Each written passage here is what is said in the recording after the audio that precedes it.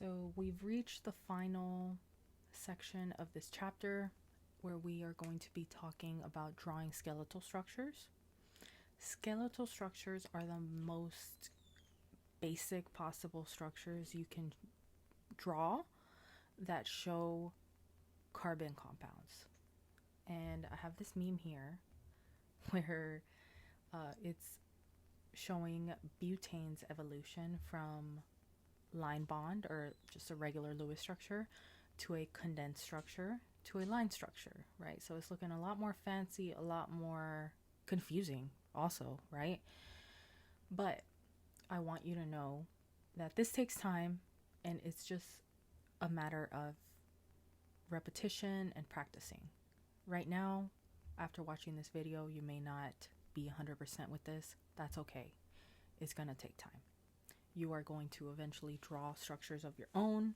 You're going to convert these types of structures to line structures, and that's where the clarity will come in, right?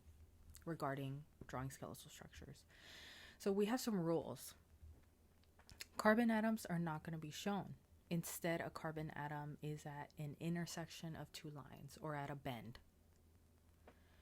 Sometimes a carbon atom might be shown for a certain reason, but other than that, we know that it's at the end of a line. Two possible situations: the end of a line or an intersection, meaning at some sort of bend. So here we have a bend. That means there's a carbon there. Here we have an end. That means there's a carbon there. Here we have a bend or an intersection. That's a carbon. End, carbon, end, carbon. Rule 2. Hydrogen atoms bonded to carbon are not shown. Because carbon always has a valence of 4, we draw in mentally or physically draw in the carbons that we need. And any atoms other than carbon and hydrogen are shown. So here we have 2-methylbutane from the line structure to the condensed structure to the line structure. So let's practice filling in the carbons and hydrogens. So we said an end is a carbon, a band is a carbon, an intersection, an end, and an end. A band or end, band or end.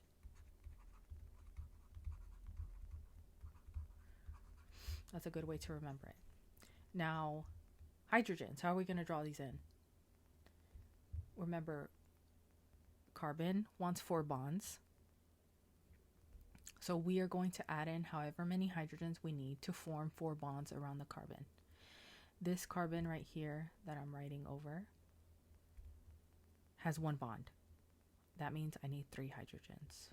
So 1 hydrogen, 1 hydrogen. That's not the prettiest, but you get what I mean.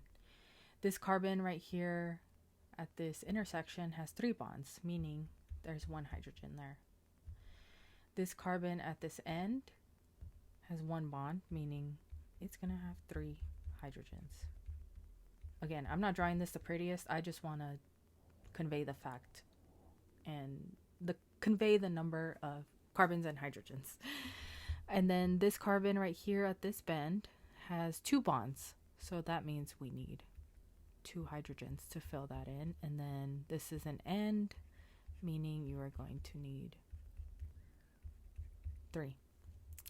Now, let's count these up and see if they match the structure so that we can kind of validate what we have just done. So we have a CH3. Let's compare this to the condensed structure. We have a CH3. Okay, check. We have a CH2. Check. We have a CH. Check, check. And then we have 2 CH3 groups remaining. I'm sorry how messy this gets, but hopefully it's making sense. And then you have 2 CH3 groups left. Check. So that means we did fill in all of these carbons correctly.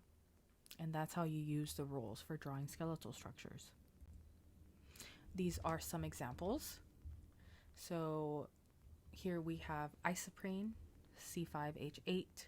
This is the line bond structure. This is the skeletal. You leave out any hydrogen. So let's pretend that we are going to practice taking them out instead of, we went from skeletal to line. Let's go from line to skeletal. That means we're going to cross all this out, all these H's, not because they're going away, but because we're going to omit them for the skeletal structure because it's faster, right? And instead, I'm going to show you what ends up being left. We have a double bond, a single bond between two carbons, a single bond between two carbons, a single bond between two carbons, single bond, and then a double bond between two carbons, double bond. So there you have it, right? Here we have some more examples. We have this really huge cyclohexane, and you can see that it turns into a nice little hexagon with a methyl attached to it. So you can see how much easier this is to draw in comparison to the line bond structure. And then again with this phenol, which happens to have an OH. Remember, anything that is not carbon or hydrogen, you have to explicitly write out. So because it has an O, and even though it has an H attached to it, because it's an O, you have to show that H. So let's go ahead and practice interpreting a line bond structure. So we have something called carvone, a substance responsible for the odor of spearmint. Oh, so this is minty. Has the following structure. Tell how many hydrogens are bonded to each carbon and give the molecular formula. So this is a good kind of guideline of how things are. The end of a line with the carbon atom means you're going to have 3 hydrogens, 2-way intersection, 2 hydrogens, 3-way, 1 hydrogen, and so on. And then something with a 4-way intersection means there's no hydrogens attached. So 2-way intersection means you're going to have, that's a C, right? And it's going to be CH2. That's what I was looking at. And then an end is always a CH3. This 3-way intersection right here means it's just going to be 1 CH. 2-way intersection, CH2. 2-way intersection, CH2.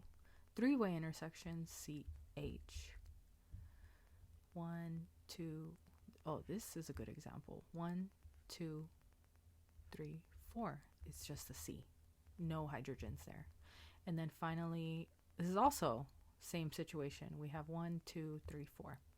And then in oxygen. Oh, we missed one over here. We have this 4-way intersection, which means it's just a C. So we need to tally all these up. We have C, H, and an O. We know we just have one O, so, we don't have to write anything in for there. Now for the rest of these, now let's get a different color. All right. 1, 2, 3, 4, 5, 6, 7, 8, 9. And looky here, we forgot about 1. I forgot about 1. There's 10. And this is an N, so it's CH3. C10, H, 2, 5, 6, 8, 10, 11, 14.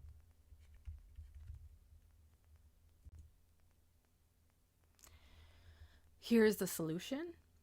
This is much prettier than mine, so definitely use this as a good example, but we got the exact same formula and we got the exact same number of hydrogens and carbons on the line bond structure.